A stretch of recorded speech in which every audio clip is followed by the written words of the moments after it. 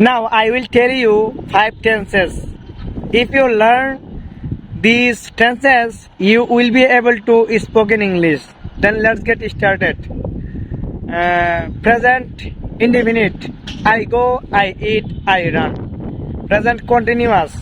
I am going, I am eating, I am running. Present perfect.